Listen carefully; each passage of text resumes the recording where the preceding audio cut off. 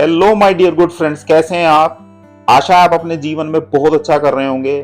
मैं दिनेश मराठा अपने YouTube channel wisdom waves with Dinesh Maratha में एक बार फिर से आपका बहुत स्वागत करता हूं। आज का पॉडकास्ट बहुत मजेदार होने वाला है। आज बात करेंगे मानिक से, जिन्होंने 2024 में जेई मेंस के एग्जाम में 97.3 परसेंटाइल का स्कोर हासिल करके बहुत ही प्राउड मोमेंट हासिल किया। तो आइए आज जानते हैं मानिक की इस जर्नी के बारे में कि किस तरह से उनका एक रूटीन रहा, किस तरह से उन्होंने जेई जैसे एक हार्ड एग्जाम की प्रिपरेशन की और इतना ब्रिलियंट स्कोर हासिल किया। सबसे पहले मानिक के इस सफर को शुरू करने से पहले एक बार उनका इंट्रोडक्शन लेते हैं और पूछते हैं कि किस तरह का उनकी जर्नी रही। सबसे पहले तो मेरे चैनल पर आने के लिए, टाइम देने के लिए बहुत बहुत थैंक यू। और आप मेरे व्यूअर्स को, मेरी ऑडियंस को एक बार अपना इंट्रोडक्शन दें please. So first of all, thank you sir for calling me to this. You are most welcome Manik, most welcome. So hello everyone, I am Manik Chaudhary. I completed my class 12 from Lobels Public School, Gurgaon. Currently, I am pursuing Bachelor's in Technology from Manipal Institute of Technology, Manipal, and my course here is Computer Science and Engineering. Superb superb. देश का इतना reputed exam है JEE का preparation करना, right? और मेरा ख्याल है लाखों बच्चे इसमें बैठते हैं। आई गेस 15 लाख के आसपास का रेशो आता है, राइट, एवरी ईयर। तो इतने टफ एग्जाम को आपने मेरे ख्याल है 2-2.5 साल उसकी तैयारी की होगी। बहुत ही इमोशनल जर्नी रही होगी, राइट? स्ट्रेस भी रहा होगा, फ्रस्ट्रेट भी हुए होंगे और अच्छे मोमेंट्स भी आए होंगे, फेलियर्स भी हुए होंगे। मतलब क्या बताना चाहेंगे, किस तरह के टेक अवेज रहे, राइट? क्या सीखा आपने, कहाँ आपको लगता है कि थोड़ा सा कमी रह गई? या क्योंकि आपने स्कोर तो बहुत ब्रिलियंट हासिल किया, 97.3 मींस के भाई आप मतलब आई गेस 2.5 या 2.67 परसेंटाइल से ही 100 परसेंटाइल में रह गए ना, राइट? तो किस तरह की जर्नी रही, थोड़ा बताएं मेरे व्यूअर्स को, जो वो बच्चे जो जेई का प्रिपरेशन कर रहे हैं, वो पेरेंट्स जो आपको देख रहे हैं, कि किस टाइप की आपकी ये जर्नी रही। So of course, JEE has been a roller coaster ride for me. There were many ups and downs between in this journey.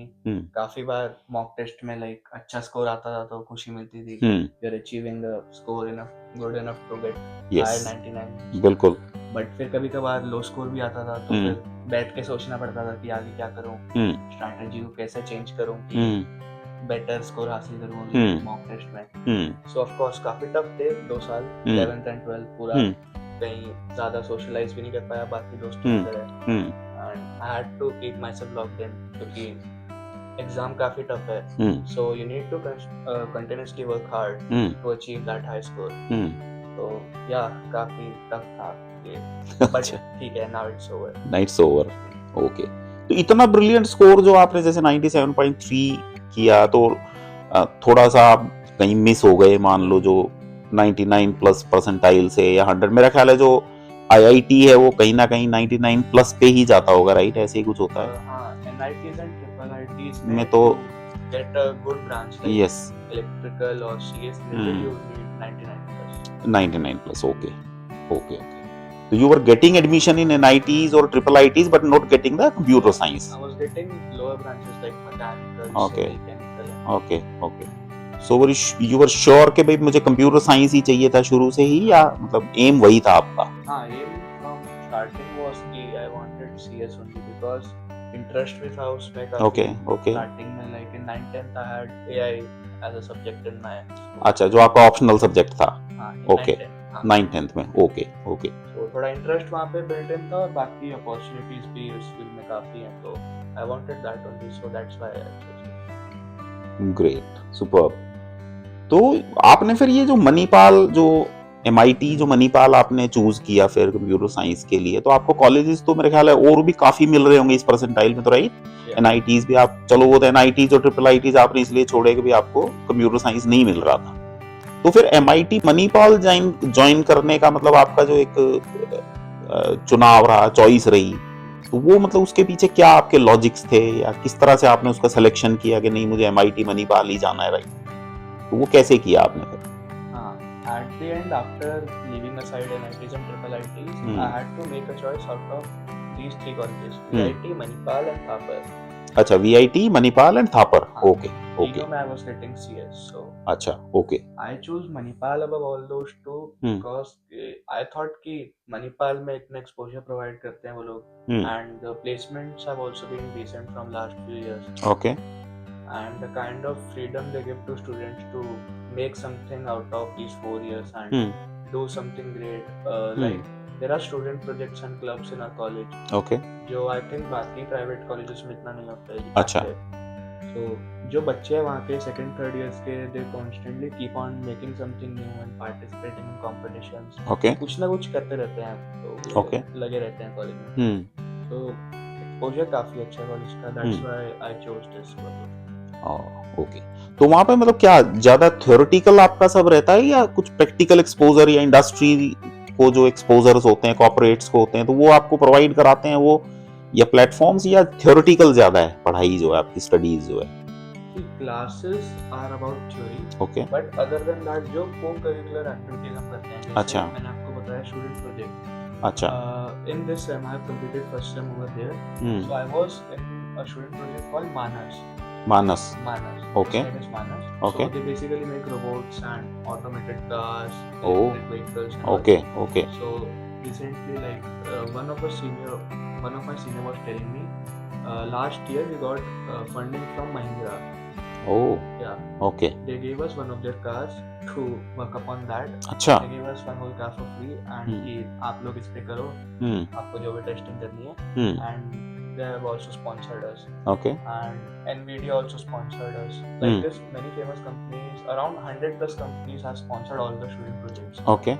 Okay. ऐसे ही, I also gave interview for one of them. His name is Loop MIT. Loop MIT. Yeah. Okay. So it basically focuses on the concept of Hyperloop. अच्छा. For those who don't know, Hyperloop means of traveling where it is based on the principle of difference of pressures, like starting and ending. Okay. The difference of pressure is created. Using that, the travel is made more faster. So I think some of the people might have heard IIT Kanpur was working on this project. अच्छा. Yeah, so they made the prototype of this Hyperloop. So now our student project Loop MIT is also working. Okay. So maybe hopefully in coming years we'll achieve the prototype. Oh, so means मतलब Manipal, is promoting, startup culture. Yeah. You mean to say, right? Yeah. One Okay. of the student of Manipal also came in Shark Tank India. अच्छा. Okay, Shark Tank. Great.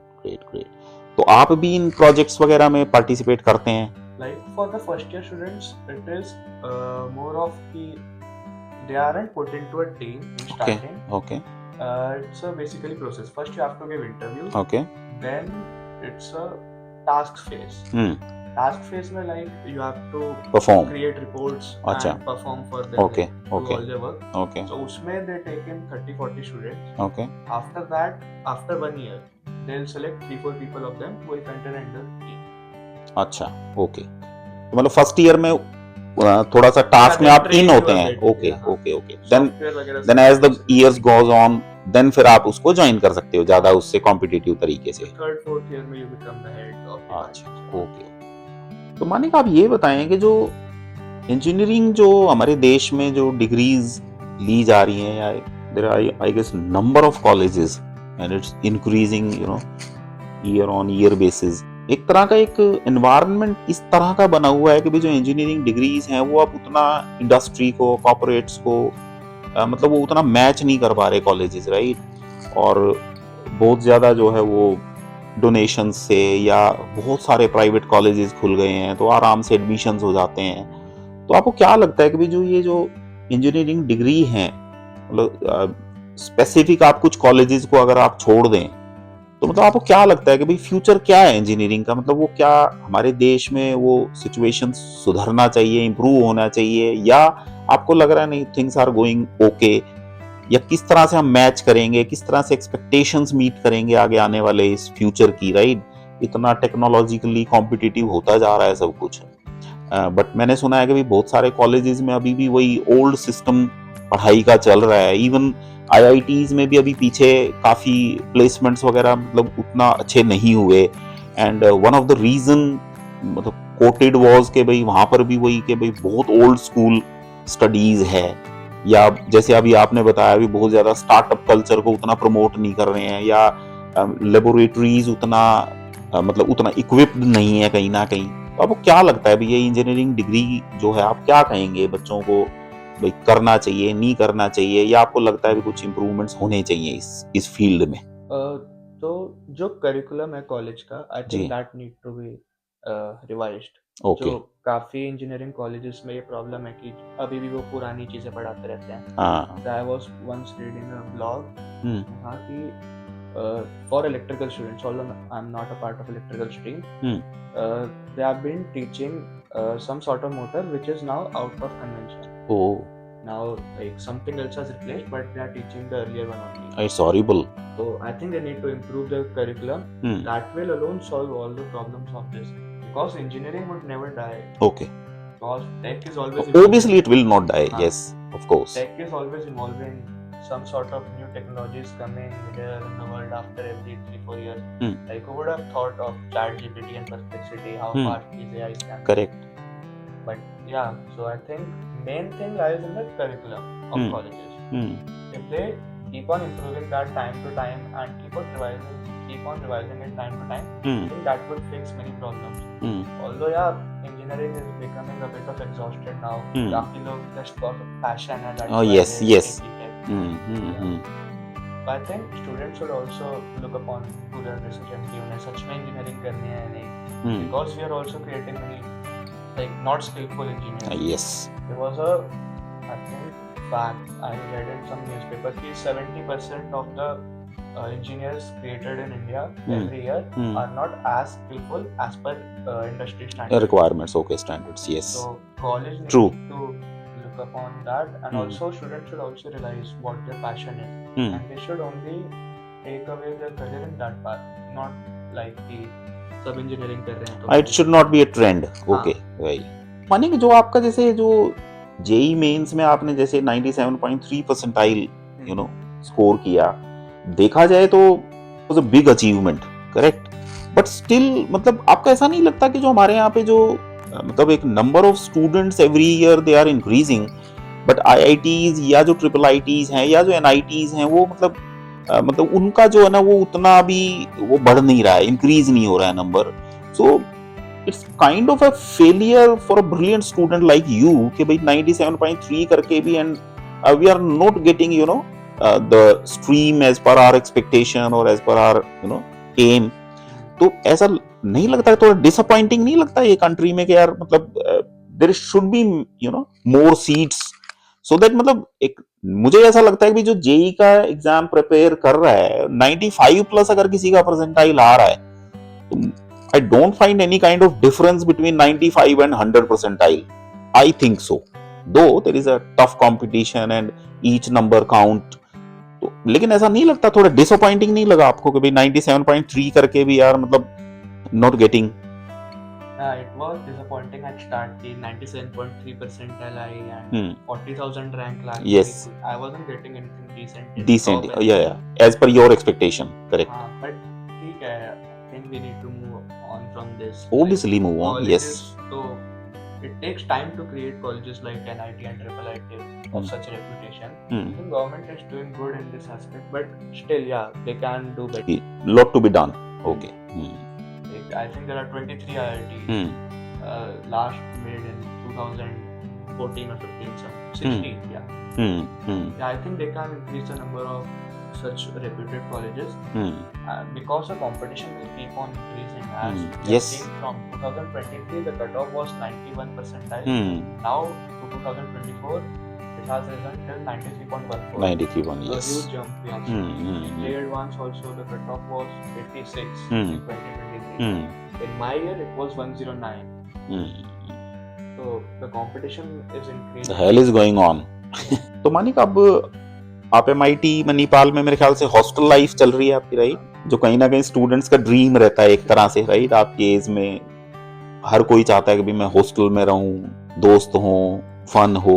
Obviously पढ़ाई तो obviously आप लोग जब इतना कुछ करके गए हैं, क्या चेंजेस आपको लगे भाई जब आप यहाँ थे घर पे अपने, यहाँ से आप पढ़ रहे थे, मम्मी पापा थे, फैमिली थी, राइट? बना बनाया खाना मिल रहा है, मजेदार, अपना आराम से पढ़ रहे हैं सब कुछ। अब now you are at your own, right, hostel life है, तो क्या चेंजेस आपको लगे और वो चेंजेस आपको क्या लगता है भी आपके लिए पॉजिटिव रहे, नेगेटिव रहे?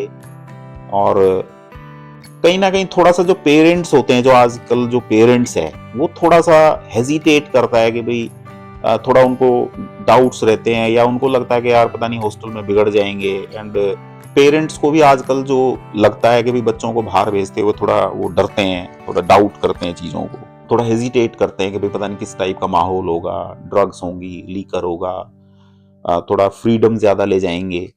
तो आपको क्या लगता है, मतलब आपकी जनरेशन के अकॉर्डिंग या आपके अकॉर्डिंग किस तरह के चेंजेस हैं, वो अच्छे हैं, बुरे हैं, और किस तरह से आप कोप अप करते हैं उन चीज़ों से? मेरी इसमें ये थिंकिंग है कि every student should get to experience hostel life at least once. Okay. It teaches you a lot.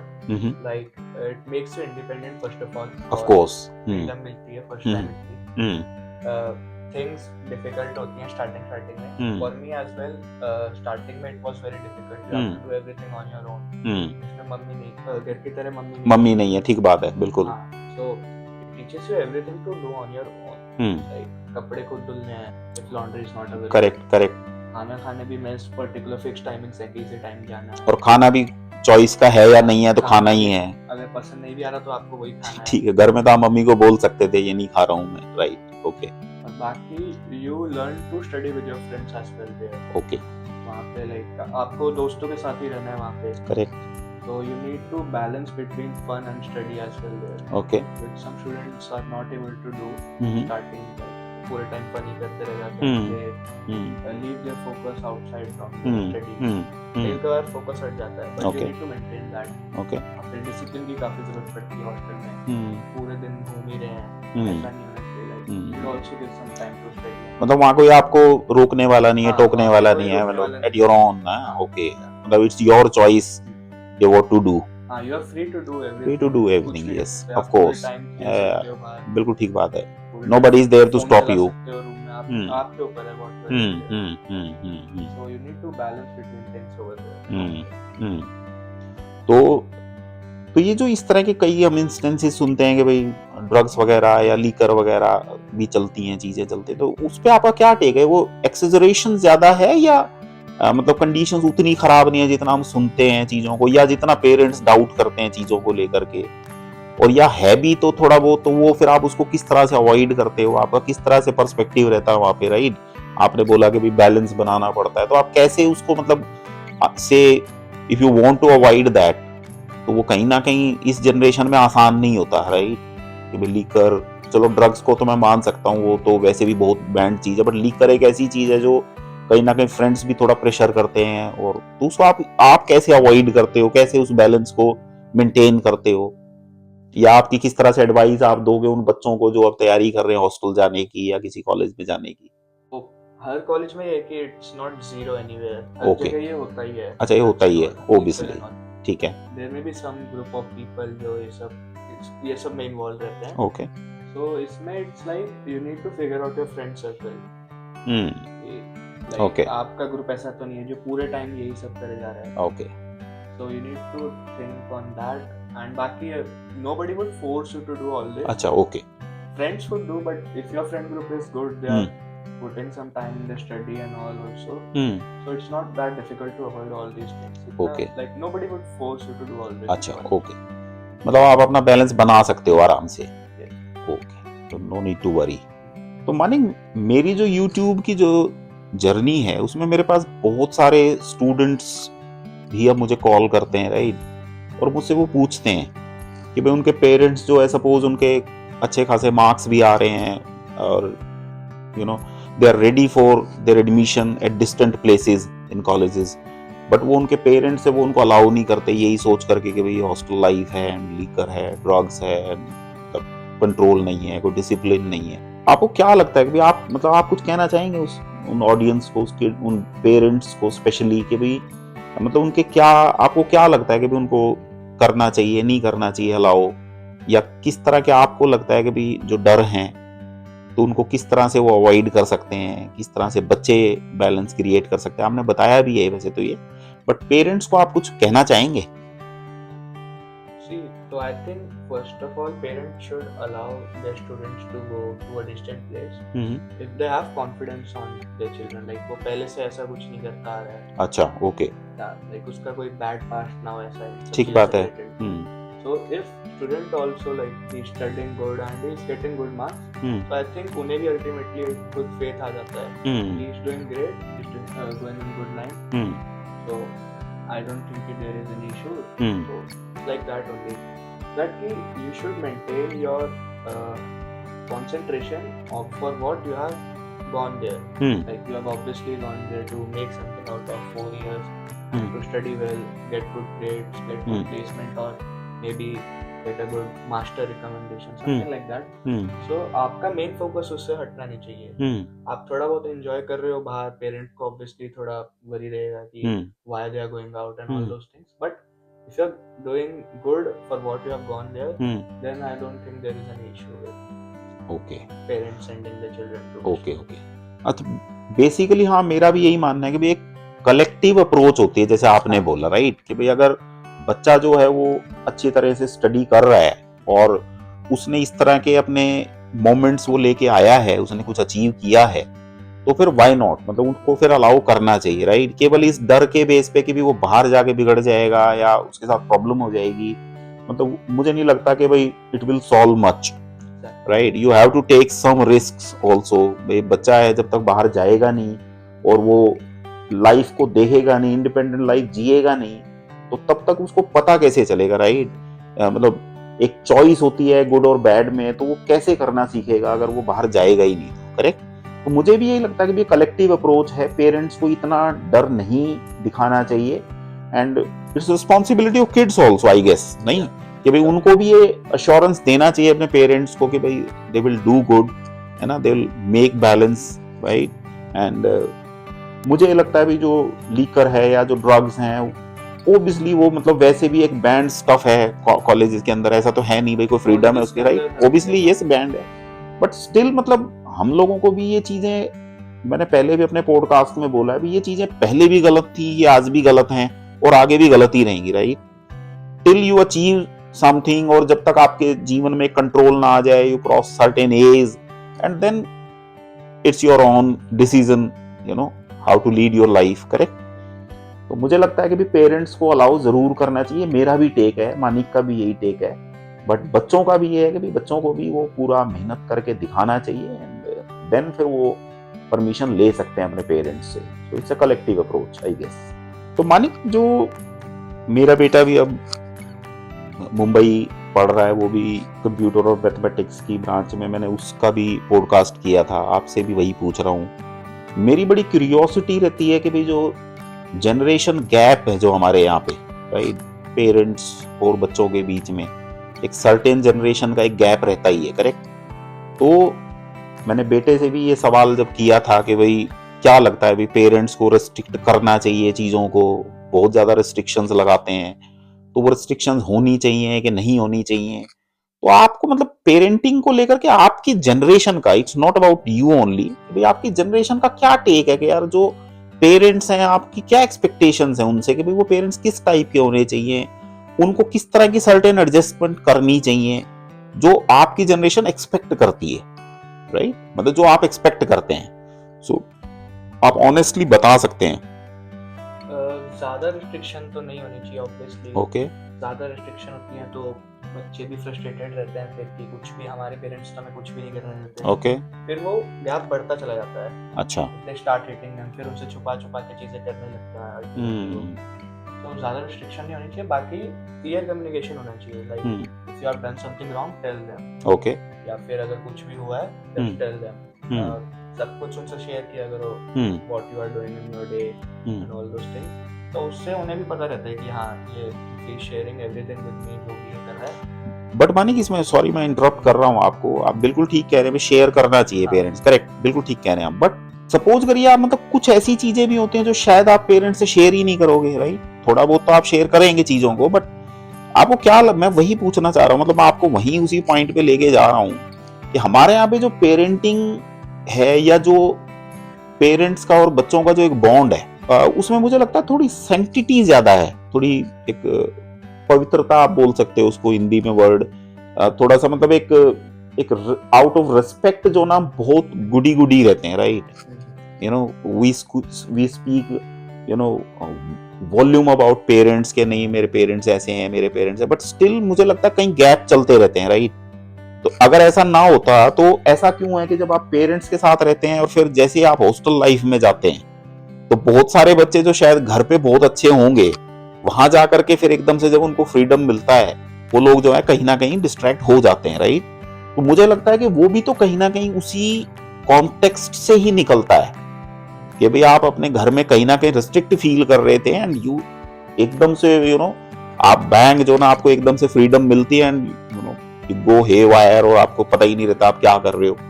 तो मुझे लगता है कि मेरा ये बड़ा क्यूरियोसिटी रहता है इस सब्जेक्ट में कि भाई मतलब आपकी जनरेशन अपने पेरेंट्स को और कितना थोड़ा सा और चाहेगी कि भाई उनमें वो इंप्रूवमेंट करे अपने थॉट प्रोसेस में, या जो ये शेयरिंग वाला आपने बोला कि भाई हो सकता है आप अपने पेरेंट्स से सपोज कोई बात से आपका कोई ग्रुप में आप बैठे हैं, आपने लीकर नहीं भी पी बट वो पी रहे हैं, राइट।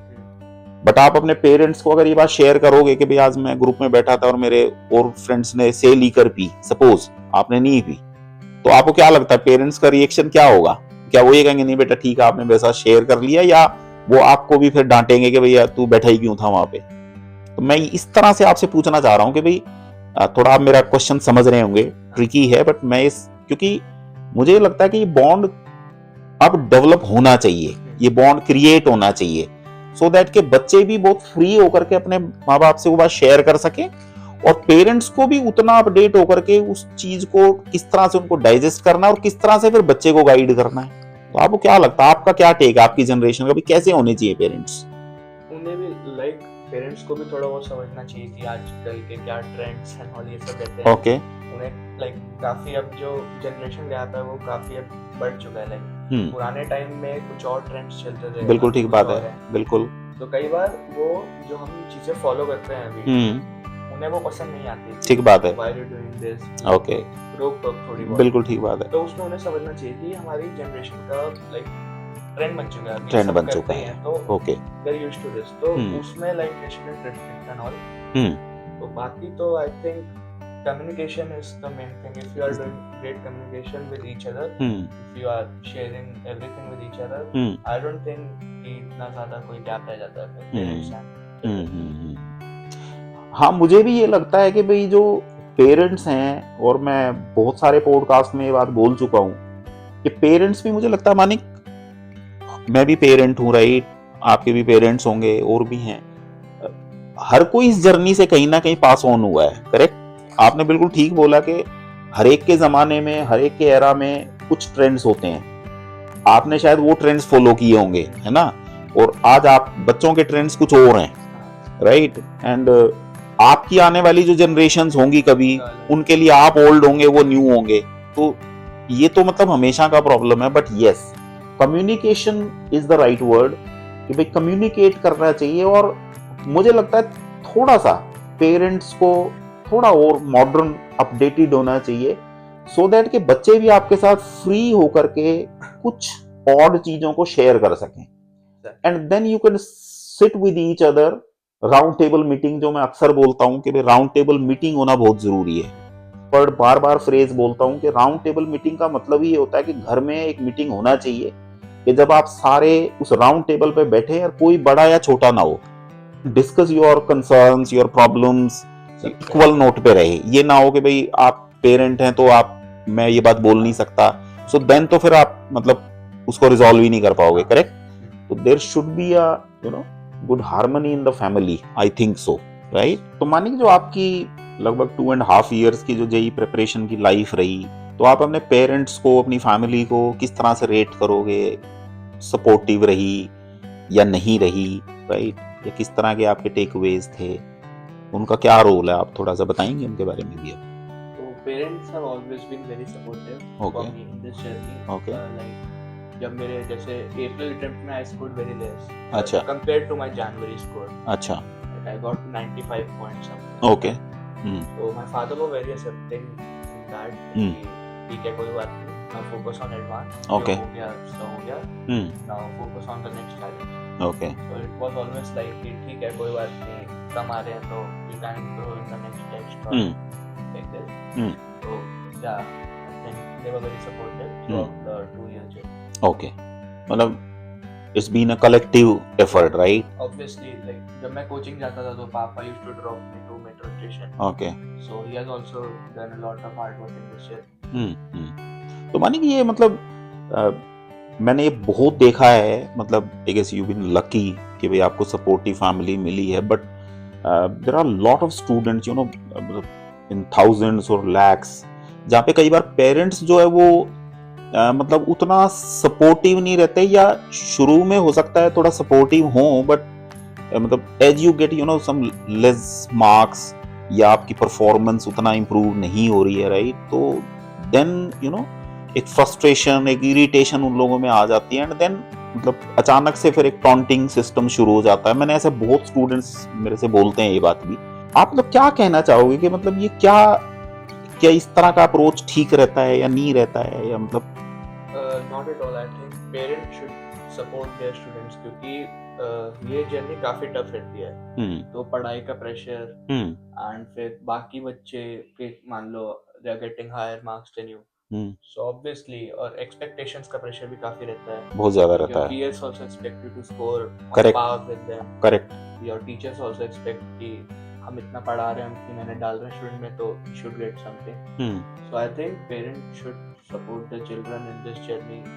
हाँ, इज डूइंग ग्रेट, कुछ ना कुछ कर ही लेगा आगे जाके, लगा रहे बस, and they should support student. Manik ऐसा नहीं होता इसमें कि मेरे को ये लगता है कि जो जेई प्रेपरेशन जब हम करते हैं, मुझे लगता है हम कोई भी किसी भी चीज का प्रेपरेशन करते हैं, कुछ भी नया करते हैं जिंदगी में, कुछ भी टफ हासिल करने की तरफ हम बढ़ते हैं। मैं भी जैसे यूट्यूब की जर्नी अब स्टार्ट कर रहा हूँ, right, and it's new for me.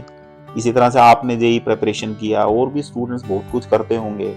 मुझे लगता है सोशल प्रेशर हमारे यहाँ पे बहुत ज्यादा काउंट करता है, राइट?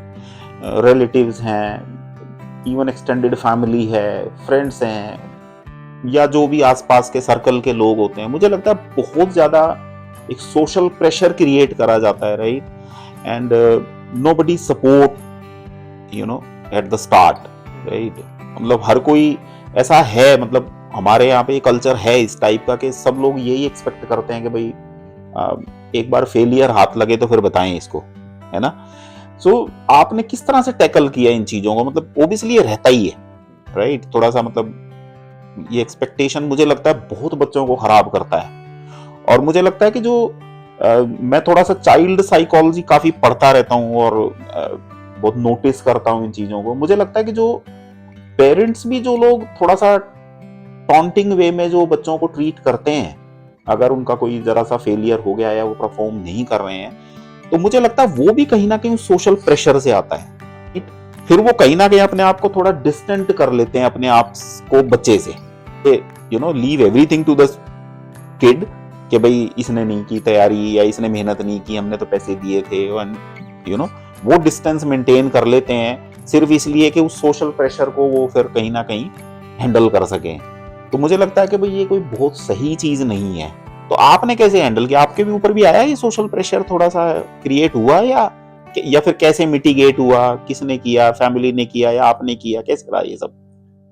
फैमिली से तो इतना प्रेशर नहीं था, ठीक है, कि जैसे काफी लोगों का होता है कि हाँ मेरे दोस्त के बेटे के उतने आ रहे हैं, ठीक है, why aren't you getting that much score? ठीक है, जोकिंग वे में थोड़ा बहुत चलता है, ऑब्वियसली, यस। ऐसे नहीं था कि ये प्रेशर है। हाँ, मेरा खुद भी, मैंने ज्यादा प्रेशर नहीं लिया अपनी अच्छा, ओके, बस मेरा थोड़ा पर्सनल चैलेंज रहता था कि मैं कल जितना मैंने पढ़ा था उससे I need to go a step further, कि मेरे को ज्यादा नॉलेज होनी चाहिए कल से। अच्छा, बाकी it was clear for me कि मेरे को ज्यादा टेंशन नहीं लेनी है इसकी, जो होगा परसेंटाइल जो भी एडवांस में जो भी स्कोर आएगा, I just have to put in efforts, बाकी it's all up to my day, that day कैसा जाता है। तो I didn't take that much pressure, but हाँ काफी स्टूडेंट्स का एक्सपेक्टेशंस का प्रेशर रहता है from the parents, relatives and all. So I think they should take it in a challenging way. Yeah, if they are putting pressure on me, I should work hard, more hard, and कि better results फिर उन्हें provide करके दें. So I think यही कि they should take it as a challenge. They are getting more pressure. Great, super. लेकिन मेरे को ये भी लगता है कि पेरेंट्स को अपने बच्चों के साथ खड़ा रहना चाहिए हर वक्त. सोशल प्रेशर को उन तक ना आने दें, खासतौर से उन बच्चों को भाई जिनके ऊपर ये प्रेशर आ रहा है. वो उस वजह से हमारे यहाँ पे आपने सुना भी अभी जेई की वजह से, प्रिपरेशन की वजह से, या परफॉर्म ना सुसाइड्स भी होती हैं, बहुत सारे डिप्रेशन मोमेंट्स भी आते हैं, राइट. बहुत एक्सपेक्टेशन का प्रेशर है. सो मैंने एक पहले पॉडकास्ट भी किया था अपने बेटे के साथ भी कि IIT is not the end of road, right. भाई IIT नहीं होगा तो कुछ नहीं होगा, ऐसा तो नहीं है ना, राइट. आप इस जर्नी को जीते हैं 2-2.5 साल, इतना मेहनत करते हैं. मतलब मुझे लगता है कि वर्ल्ड का एक टफेस्ट एग्जाम है, उसका प्रेपरेशन करना एंड एक बहुत अच्छा स्कोर हासिल करना ही अचीवमेंट है, जो शायद आपको जिंदगी भर काम आएगा, जो आपके साथ हमेशा रहेगा, right. Also it gives you confidence. It gives you confidence. Hard exam दिया तो आगे तो आप कोई नॉर्मल एग्जाम के लिए प्रेप कर ही सकते हो. मतलब आपको वो कुछ भी नहीं लगता होगा ना उस प्रेपरेशन के आगे. तो yes, it's very correct, very correct. तो मानिका, आप उन बच्चों को जो जेई प्रेपरेशन अब कर रहे हैं, आप उनको कुछ एडवाइस देना चाहेंगे कि भाई वो उनको कितना प्रेशर लेना चाहिए, या क्योंकि ये एक ऐसा एग्जाम नहीं है जो आप बाई चॉइस इसको मतलब आप अपनी मर्जी से अचीव कर सकते हैं, right. You need to work hard obviously, but still अगर रिजल्ट्स जो हैं वो पॉजिटिव नहीं है आपके, तो उन बच्चों के लिए आप मतलब क्या एडवाइस देंगे, किस टाइप का उनको एडजस्टमेंट करनी चाहिए, किस टाइप का प्रेशर उनको लेना चाहिए, नहीं लेना चाहिए. एंड ऑल्सो इसमें भी बहुत सारी 2-3 बातें अगर आप ऐड कर सकें कि भाई, तो ये कंफ्यूजन बहुत रहता है कि भाई आपको अटेंडिंग रहना चाहिए कि नॉन अटेंडिंग रहना चाहिए. एंड ये जो एक धारणा बनी हुई है कि भाई बस आपको पागलों की तरह पढ़ना ही पढ़ना है, सिर्फ सोशलाइज नहीं करना, टीवी नहीं देखना, है ना. और तो वो इन सब चीजों पे आप थोड़ा सा अगर थोड़ा ब्रीफ में बता सकें उन बच्चों को जो देख रहे हैं, तो शायद बहुत फायदा होगा. तो मेन मंत्र है इसकी स्टे कंसिस्टेंट. अच्छा. Like you can't leave your studies for a week और सो कि आप कहीं घूमने जा रहे हो. Okay. It's not that easy because JEE is not a cake walk. Obviously it's not a cakewalk. Yes, sacrifices need to be done. Need to give time. Yeah. Okay. So you need to stay consistent. Okay. And follow one particular material. You don't need to like कि 3-4 अच्छा अलग-अलग जगह से हम coaching कर रहे हैं, online कर रहे हैं, स्कूल में भी पढ़ रहे हैं. ये too many options are not good. Okay. So you need to stay consistent with that. And like dummy and non dummy का जो सब टू स्टूडेंट की उन्हें लगता है कि आई नीड टू सिर्फ कि मेरे को जेई का ही पढ़ना है और कुछ मेरे को नहीं करना, स्कूल नहीं जाना एंड ऑल. ओके. जेई में ही मेरा मेन इंटरेस्ट है. मेरे को फिजिक्स केमिस्ट्री मैथ्स बहुत ज्यादा पसंद आती है. ओके. मेरे को IIT जाना है, तो they can take willingly. Okay. But I think the better option is कि विद स्कूल. अच्छा. ओके.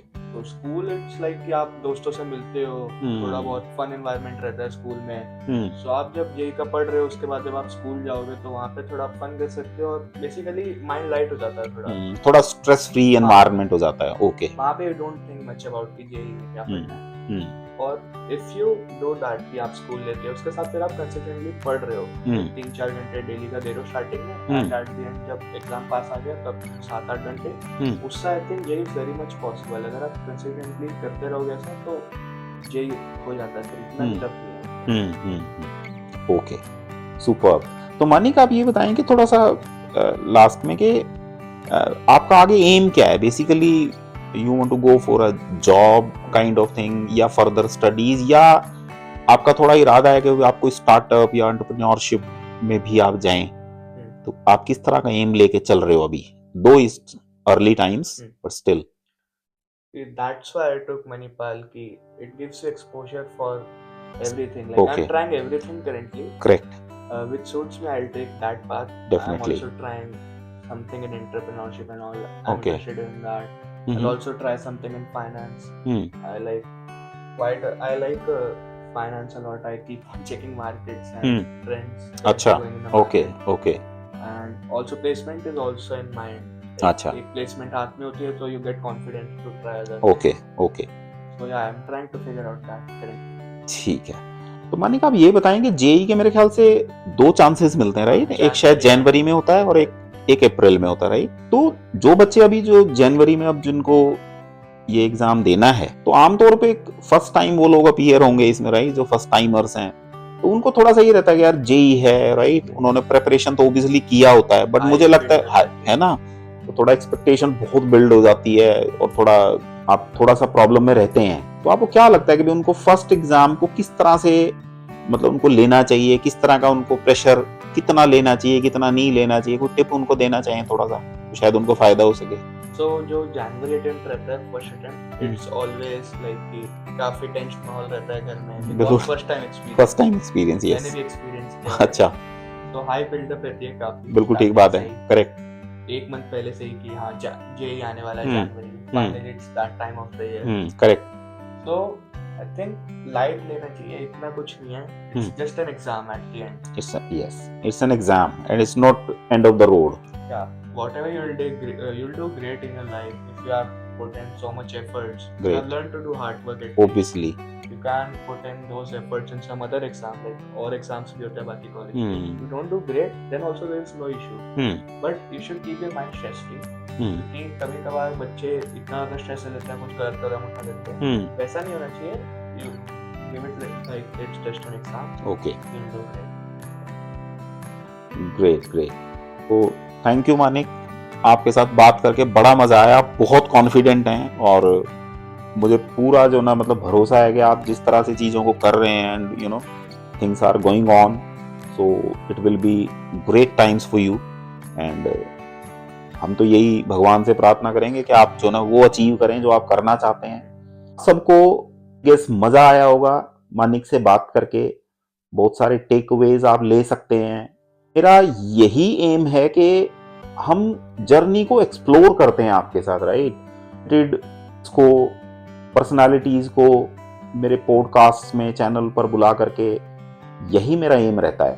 तो आप कमेंट करके जरूर बताइएगा कि आपको कैसा लगा आज का ये पॉडकास्ट, आगे भी वो मुझे मोटिवेशन दे सके अच्छा कंटेंट लाने के लिए। मैं हमेशा एक ओरिजिनल क्रिएटिव कंटेंट बनाने की कोशिश करता हूं जो आपको फायदा पहुंचा सके। मेरे चैनल को please like share and subscribe जरूर करें, कमेंट्स करें। ये भी इसी तरह का कंटेंट लेकर के फिर हाजिर होऊंगा आपके सामने। Thank you and God bless you all.